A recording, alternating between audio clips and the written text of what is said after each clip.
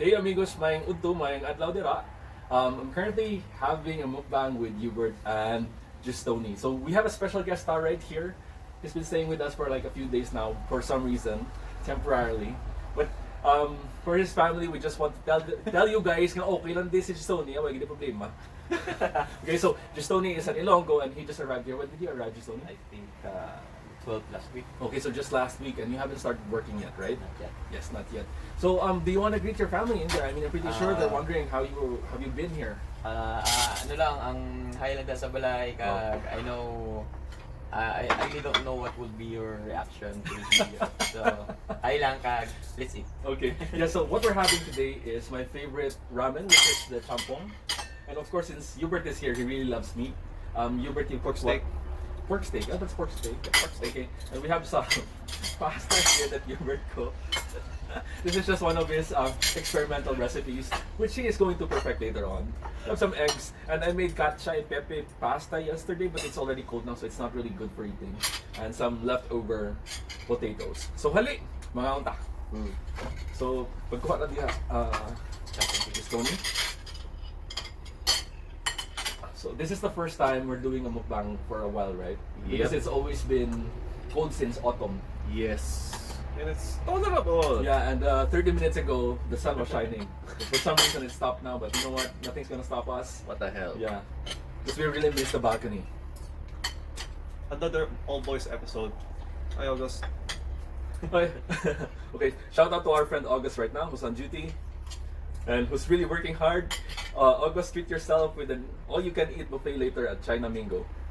You know where that is. Wala pa siya ka-try. So, ano man ang, what do you call that? Mga culture, what are your culture shocks here, Justoni? Oh my God, ang dami. Oo.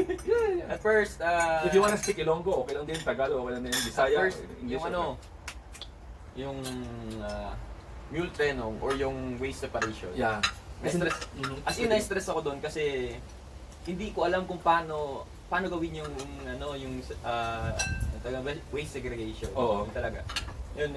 Naiya nga akong So, dito. Una yun ang tulong dito. You know how it's done now, right? Yeah. Kasi sa Bacolod, do you guys... No. Not at all. Okay. Because in our place in Bukidnon, like every time I come home, I actually tell my mom that we really have to segregate. Then every time I'm there, they segregate, but when I'm not there, they don't really follow it. Dalawa na nga ito eh. Nabubulong. Hindi nabubulong eh. Because the thing is, like, I have my organic compost because I love gardening, especially at home in our garden.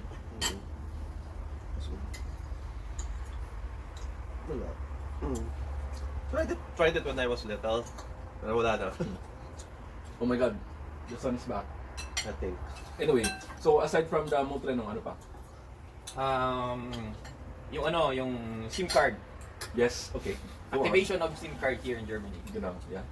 So, pag bumili, hindi katulad sa Pinas na pag bumili ka ng SIM card, automatically magagamit mo na agad.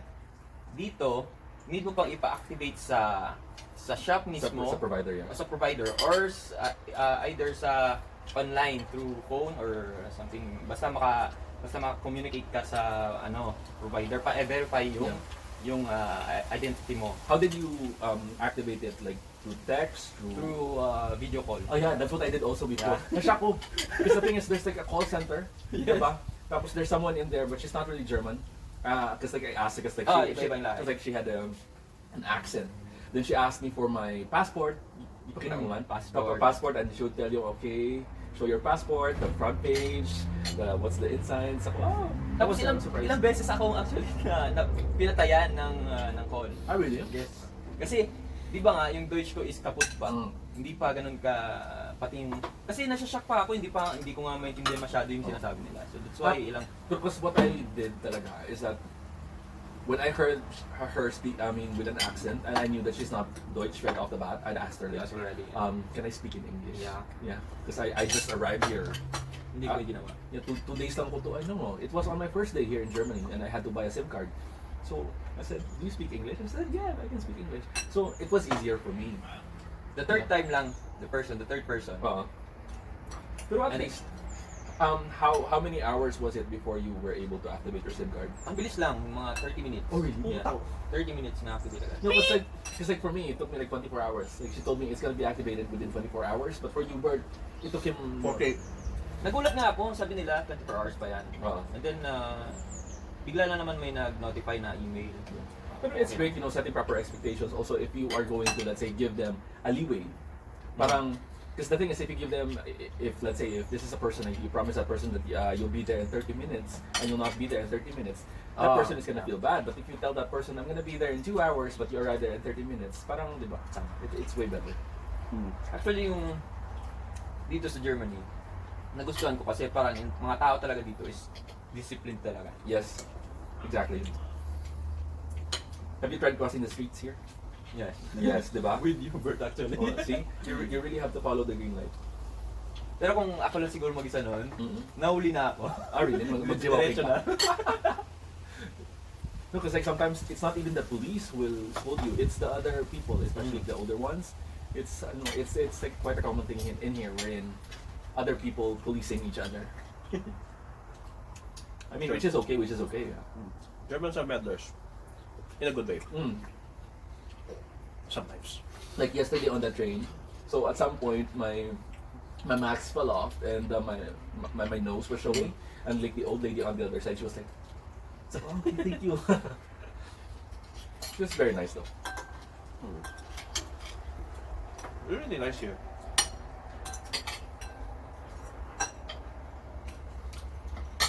So aside from that SIM card, So far wala na. Maybe yung pag-travel pa. yeah, you'll get to experience all of that soon. So if ever there are gonna be mishaps, it's okay, it's fine, it's part of the journey. Get lost. Yeah, it's totally fine to get lost. Sarap itong ano. Ba't parang nung last time, Bert, natigas? Lambot. So, ibig sabihin, pag na-overcook siya, parang titigas siya. Pag na-overcook talaga kasi mawala yung moisture eh. Yan nga medyo overcook Yeah, pa yan. exactly, yeah. Overcook pa yan. That's why, Promise. Kasi last time, super dry, parang super dry siya. Pero ito sa try mga na to. What was it? I was not here kasi nagkaano. Wala. My Hindi, first saka- day here. Ay, Sure, puta. Bob. I think or second day. Kasi bigyan ko yata siya ng beef steak. Ang problema yung beef steak na niluto ko pang soup yata. So dito na discover hindi pala lahat ng magandang marble ng beef eh pang pang steak. Oh, really? Oh. Medyo maganda yung marbling niya. Pero kaya hindi pa siya steak pang soup yun. Related eh. Akala mo kung chuchungin lang din.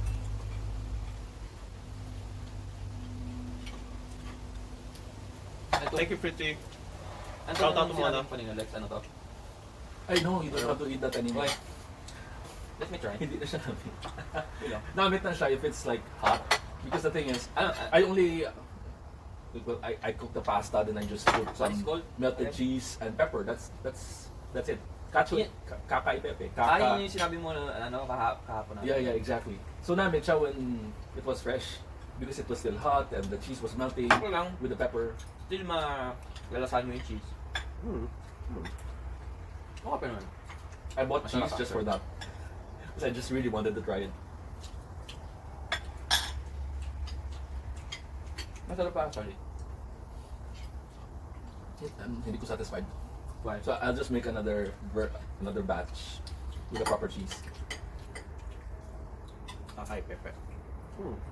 So sa mga tao sa balay, okay lang ikot eh. Oh. No worries.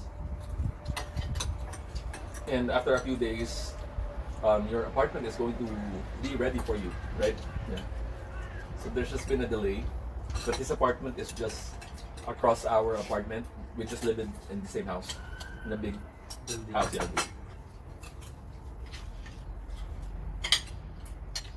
In a few hours, ay sako. Bye-bye. Yeah, because Hubert is going on duty for how many days? 7. Oh, really? Hindi rin sa akin. So today is like what? Is it Thursday? So you'll come back here on Friday.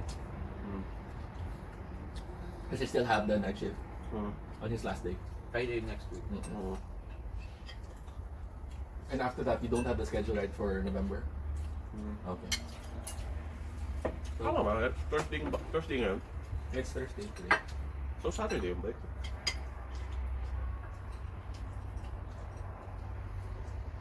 Ah, yeah, because we'll be working on Friday.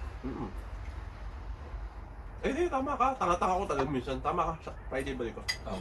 Tama ka. Tanga-tanga ko minsan. But I'll be seeing you at work because we have the same patient. Yep. Yeah. Ngayon. When he transitions to night shift, I'll be there taking over the day shift. So we'll be working together for like 3 days. Like 3 days. And hopefully, next month, he'll na gawin yung schedule na. Iba yung na schedule. Yeah. So far ako hindi ko pa alam yung schedule ko. Yeah. I think sasabay kami sa mga bago na. Yeah, exactly. So your task right now is just to explore the place, enjoy Germany, just roam around. Especially since it's still autumn, because eventually it's gonna get cold and you don't want to go outside anymore. Yep. When you try to squeeze that in your schedule, you exploring some places. Tony, alam ko mahilig ka sa steak. Ano ba? Hindi, meron pa ako. Pwede mo yung baunin. Meron pa ako. Because we know you really love steak, Hubert. So you can bring that like good. Ano to? Oh my God, Hubert, you can try the Lucas Podolski Junior. Kung hindi ako magmamatay mo eh. No, it's just very near. No. I mean, like before you go to. Hindi ka kayanin Lex. Tinignan ko yung ticket eh. No, because it's max price. You can ride the S-Bahn anytime. Saka date kami mamaya ng August. Ay, mag-eat all you can together? Eh, hindi ko alam na i-told you kan pa yun. Akala ko yun yung take-out restaurant so ng you didn't know? Chinese. Hindi. He's so excited to eat. As in, Kasama pala kayo. magpakamusog. Yeah, because August is transitioning to night shift. Take over ako ng day shift. Si August, di ko pa namimit dito. Ay, pero you know August. I mean, we know each other in Manila. Oo. Ah, pero dito na sir.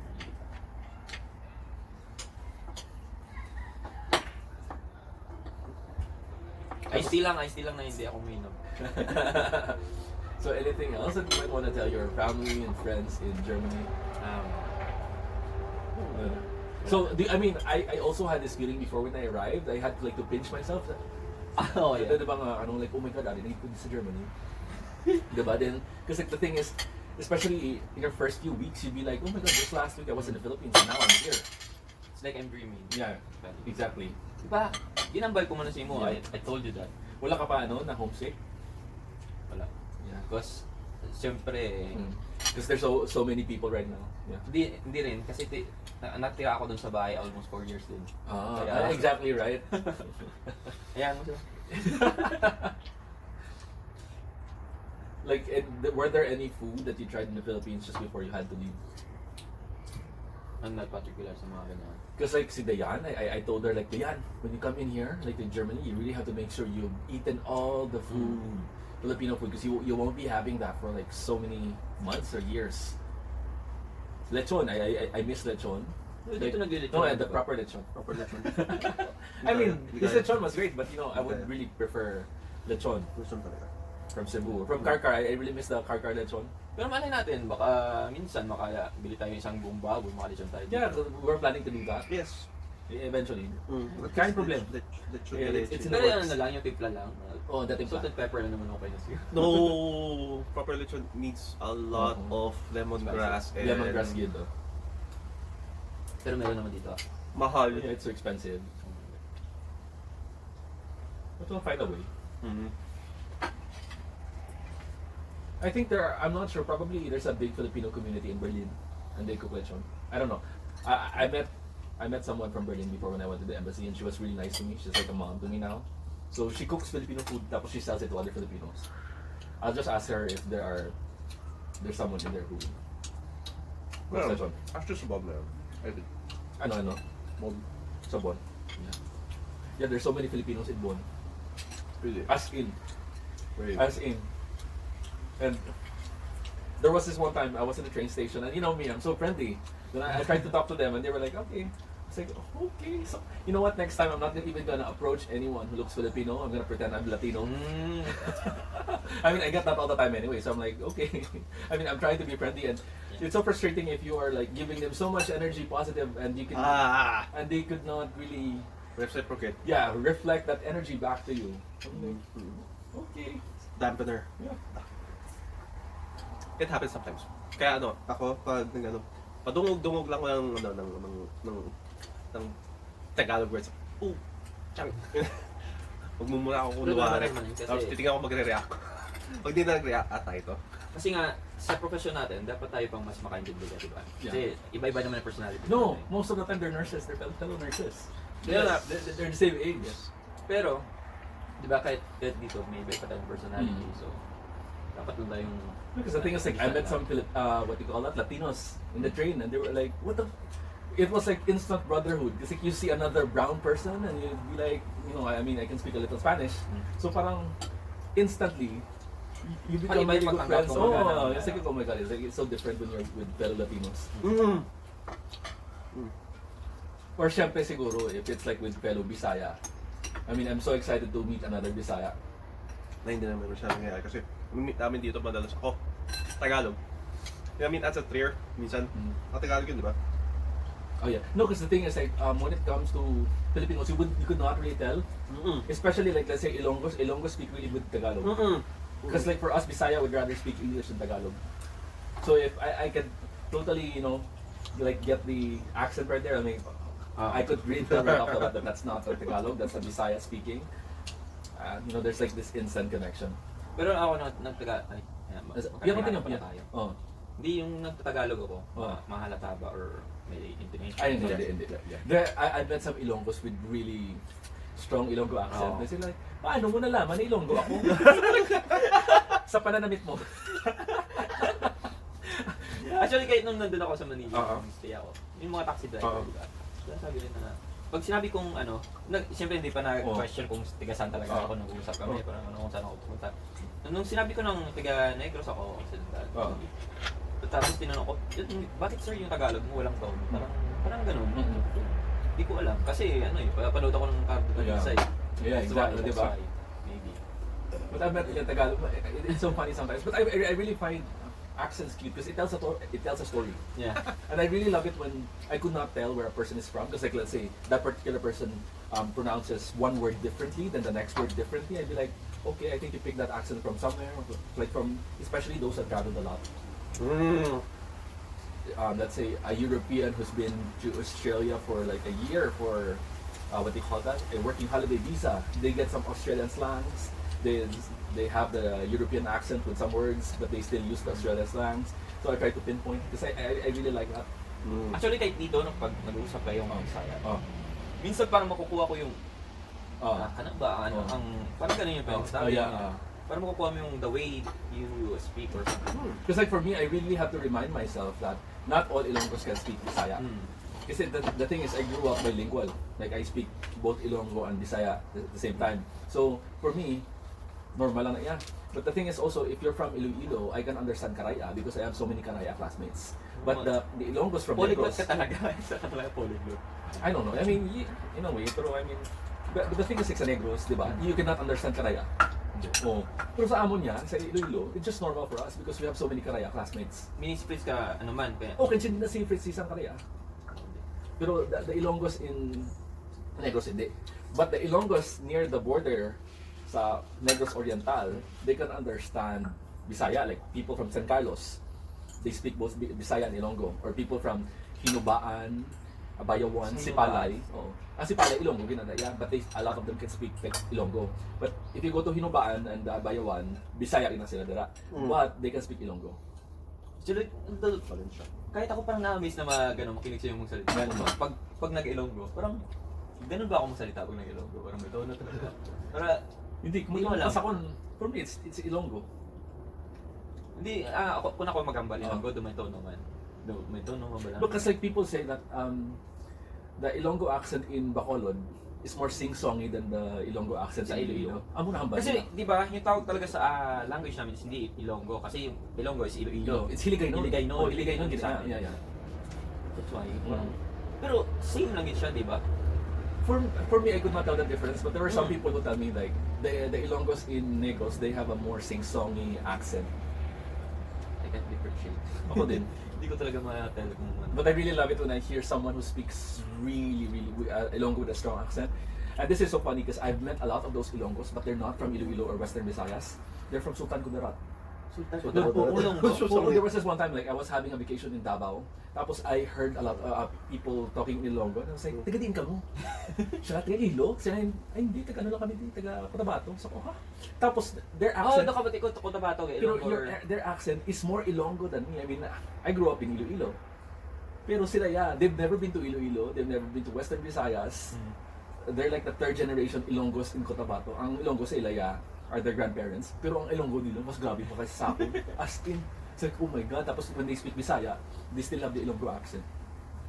Amazing. So tapos na ka mo? Yes. Yep.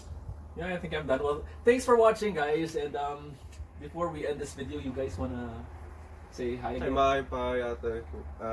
Mukha pala yung kuya. Ikaw, Ma'am, Abby. our special guest star, Wala just na, only. wala na. Hi sa lahat. Are you sure? You don't wanna mention one particular name? Sa ano ko, sa girlfriend ko. Okay. Baka mapagalitaan. I love you. Well, thanks for Okay. watching, guys. Daghang salamat. Tschüss!